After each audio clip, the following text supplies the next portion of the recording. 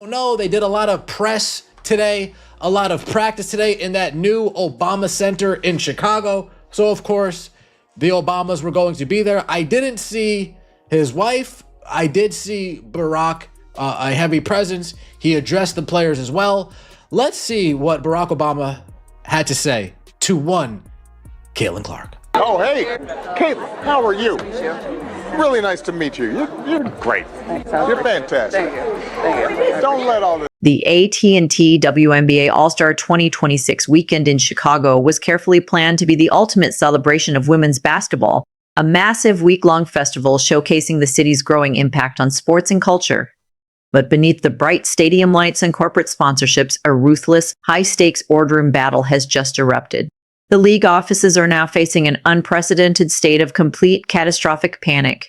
Why? Because the most influential financial stakeholders in the sport have officially drawn a bold line in the sand. They have delivered a chilling, uncompromising warning directly to Commissioner Kathy Engelberg, essentially declaring that if she does not immediately resolve the toxic, unchecked chaos unfolding on the hardwood, this will unquestionably be her final season in charge. The breaking point, however, did not happen inside a boardroom. It unfolded on Friday, July 24, 2026, during what was expected to be a routine all-star practice.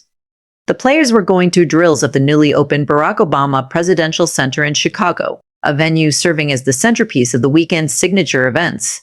Then, without warning, the doors opened, and the atmosphere inside the gym instantly changed. Former President Barack Obama made a major surprise appearance to visit the league's biggest stars. He didn't simply wave from the sidelines, he walked straight onto the court and completely dismantled the dark, jealous narrative that has been relentlessly surrounding the league's most valuable asset.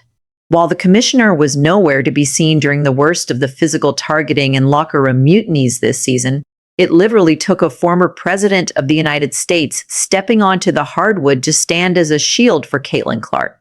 You are not going to believe the brutal ultimatum that has just leaked from the stakeholders' emergency meeting. Source concerns with Engelberg. Failure to develop sufficient relationship equity. Multiple find it curious she hasn't prioritized developing a closer relationship with Caitlin Clark because she's scared of the black lesbians of the league. Yeah, part of it's incompetence. Part of it is fear as well. A lot of reason behind why people do certain things. Part of it's fear. Reactive approach to emerging crises that are impacting WNBA's optics and brand. Reactive approach, actually reacting. Reacting to online buzz, online conversation. To truly understand the scale of the financial and structural earthquake currently shaking the WNBA, we have to take a closer look at the widely discussed face-to-face meeting between Barack Obama and Caitlin Clark. For months, a bitter, deeply rooted resentment has been growing among the league's old guard. Veteran players have consistently attempted to push Clark to the sidelines. Meanwhile, changes in officiating and league policies have completely failed to protect her from obvious on-court targeting. Officiating throughout the season has remained highly controversial, with referees repeatedly keeping their whistles silent, while Clark absorbed aggressive contact from frustrated rivals struggling to accept the league's new era. When Obama walked into that gym on Friday, July 24th, he didn't simply shake hands. He sent a powerful strategic message that immediately validated every challenge Clark has faced. The former president spent nearly 10 minutes speaking with and taking photos alongside the players, but his interaction with the 24-year-old Indiana Fever superstar became the undeniable highlight of the day. Looking Clark directly in the eye, he acknowledged the enormous pressure of carrying a billion-dollar empire on her shoulders while navigating relentless media scrutiny. To some degree, but I think she's made 3 threes in 10 straight games, and every single game I think she's been over about 25 points in 10 straight games. Those are really, really hard numbers to put up in this league, so it's been really fun to watch her, and she's somebody that just puts her head down and work, and she, obviously she's not one that always says a lot, and she doesn't want the attention. She'll never say that, but she certainly deserves it. She's a great leader in our locker room, very down to earth, very passionate about the game of basketball, just really loves the game of basketball, and wants to, make the game better. And I think it's been fun to kind of watch her journey and evolution, even when I showed up 3 years ago. And it seems even from that moment, she's just only gotten better and better and better. When I got famous in my 40s, I didn't have to do it in my 20s. Let that sink in. He praised her for the remarkable grace she has displayed while navigating an environment that has consistently tried to tear her down. Clark later admitted that her palms were sweaty and clammy during the conversation, describing it as a moment I'll probably remember for the rest of my life. But in the ruthless, high-stakes world of sports politics, Obama's words carried far more weight than simple encouragement. They sounded like a presidential declaration. Indirectly, they challenged the critics, the resentful veterans, and the league's ineffective leadership. In many ways, his message made one thing unmistakably clear. Caitlin Clark represents the future of the WNBA, and the petty jealousy surrounding her needs to come to an end immediately. Here, I mean, we could take a look at a few of these blurbs from this article. WNBA's future is bright, but will Kathy Engelbert be there to lead it? It's easy to lead in good times, Engelbert told ESPN in a phone interview last week. Where leaders really emerge, in my experience, is when you're in your best, in your dark, is when you are your best. That's my bad, Kathy. That's my bad. Is when you're your best in your darkest moments and you don't give up. Yet she might be living the darkest moments of her tenure right now. Nearly 10 months later, after the Nafisa Collier explosive end of season interview, where she called her the worst leader in the world and called her negligent. 10 months later, what should be a celebratory summer of the league's 30th season, of the W's brilliant star power, and of making it through strenuous labor negotiations with a historic agreement, has instead felt like one of exasperation. While the former president was publicly supporting Clark on the practice floor and offering the encouragement she needed, the people who financially backed the WNBA were reaching a breaking point behind the scenes. The stakeholders, billionaire franchise owners, major television network executives, and global corporate sponsors who have invested hundreds of millions of dollars while counting on the Caitlin Clark effect, were reportedly growing increasingly frustrated. They had watched as one of the league's biggest stars continued to face criticism, physical play, and intense public scrutiny from her own peers, while many questioned whether the league's leadership had done enough to address the situation. According to reports circulating during the Chicago weekend, a coalition of influential stakeholders delivered a serious warning directly to Commissioner Kathy Engelbert. The message was straightforward: take stronger control of the league or face growing pressure over its direction. Many investors were said to be disappointed that Barack Obama became one of the most visible public figures showing support for Caitlin Clark during All-Star Weekend, while they believed the league's leadership should have played a more prominent role. In the way you've been scoring. Yeah, I do think it's important. I think momentum and just having the basketball guys on your side in ways that, that you really don't understand. Really, I think it's true. I think the way in which you love the game, you pour into the game, is a way you want it to show love to you back. And I think that we've done a decent job lately as far as keeping ourselves committed to the grind and committed to what, Steph has set for us. But more importantly, I think momentum going into our second half of our season is really big for us. Once you start, you kind of don't stop. And I think, our next couple of opponents that we do come to see, I think these games kind of help us prepare to see whatever we want to see in the second half of the season. Chelsea, you said last week that you don't really like to talk unless it's about basketball. So how do you vent through the game? Keep the main thing. Certain things don't require a lot of talking, so I try to keep a happy balance and just keep my mind focused on what matters.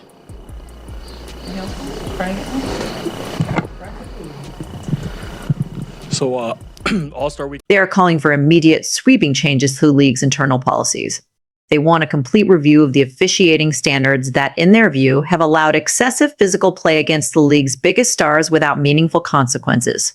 Many of these major investors point to players such as Sophie Cunningham, who have competed through the increasingly physical nature of today's game, as evidence that stronger consistency and accountability are needed.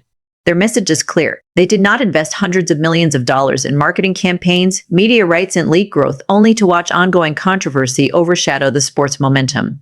They believe that if the commissioner cannot restore confidence in the league, improve officiating standards, and create policies that better protect the players driving fan interest and revenue, then her future leading the WNBA could face serious scrutiny. Cunningham said a bit further. She said, I think I'll always believe that. I think it's really important to protect children and that little girls who are also involved in that category. So I stand on what I said, and I will always believe that. She claims she's not a political person, but she does have morals and beliefs, and she will always stay true to them.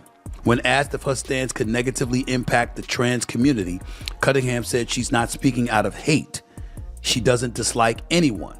She says, quote, I think there's room for absolutely everyone here, and I think there's room to love everyone. I truly think when you get people in the same room and you have conversations, you actually have a lot in common with a lot of people. I'm there to love, but I'm also there to love biological women, and I think that there are rights that need to be protected. And like I said, I'm going to stand true to that. I'll never falter in my beliefs in that, but I have never once said I hated the trans community. Like I said, I think there's space for everyone. I can't applaud her enough.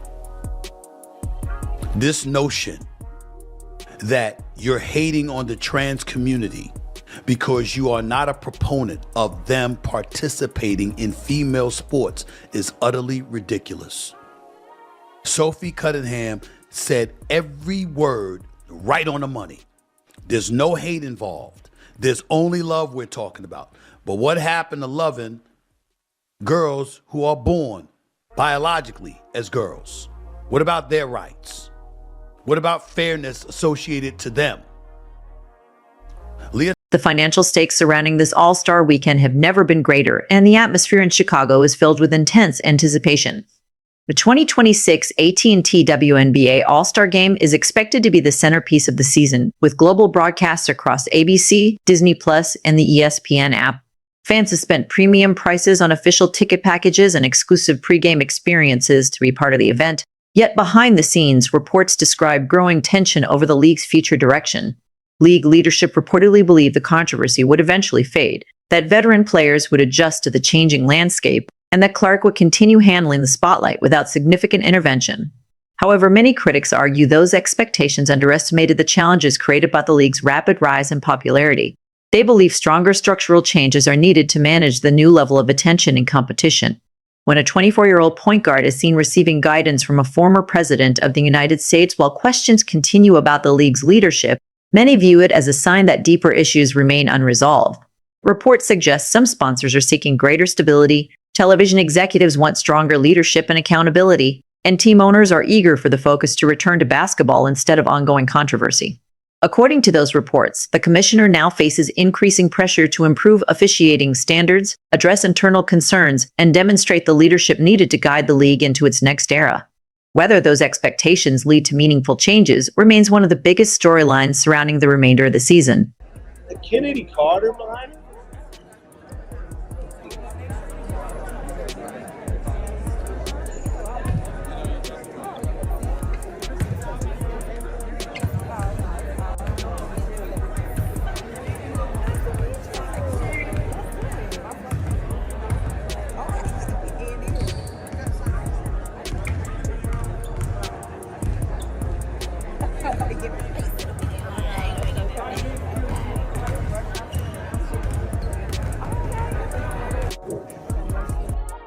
I think it's big for Nike. This is just such a big deal for Nike because now they can have both sides. So all the people that was mad at Caitlin Clark and haters, that's why she should come out and say it's Republican and Democratic issues. That's just my theory for selling sneakers in business. But moving on to another story, Caitlin Clark is at the podium at All-Star break. Obviously, she's clearly in Chicago. Same thing, but you individually? Individually, I think, first of all, stay healthy. That's always my biggest goal. And I've been very fortunate enough to play, 22 games up into this point of the season. So I feel really good about that. That's always my main focus. I think we have one of the harder schedules in this second half. So it's going to be very focused on what we need to do, what we need to accomplish. A lot of these teams, it will be only 3 games, so you're always trying to win the tiebreaker. We've already lost the tiebreaker with the Valkyries, because when you get into these playoff pushes, home court advantage is really important, and that's something we didn't have last year, and I think it could have really helped us, even especially in Game 5 versus the Aces. So I think for myself, that's going to be our focus, is every single game matters. You got to show up every single day, whether it's the team that's 12th in the standings or whether it's Minnesota at number 1. You treat every single game the same way. So I think it's my responsibility as a point guard to make sure the team has that mindset. So I think just focusing on that and then continuing to stay healthy. Thanks, I appreciate it. Right now, the WNBA finds itself at a pivotal moment. On one side, Caitlin Clark received a widely discussed moment of recognition from former President Barack Obama, reinforcing just how significant her influence has become within the sport. On the other, league leadership continues facing intense scrutiny as debates over officiating, player safety, and the WNBA's future direction remain in the spotlight. Critics argue that long-standing tensions and recurring controversies have exposed deeper issues the league can no longer ignore, while supporters believe this is a defining moment that will shape the next chapter of women's basketball. At just 24 years old, Clark has become one of the sport's most recognizable stars, helping drive unprecedented attention, television ratings, attendance, and commercial interest. Whether the league embraces this new era or struggles to adapt remains one of the biggest questions of the season. Now I want to hear from you. What do you think about everything happening around the WNBA? Did Barack Obama's appearance send a powerful message about Caitlin Clark's impact? And do you believe the league's leadership should make major changes moving forward? Share your thoughts in the comments below. If you enjoyed this video, don't forget to like, subscribe, and turn on notifications so you never miss the latest WNBA news, analysis, and breaking updates.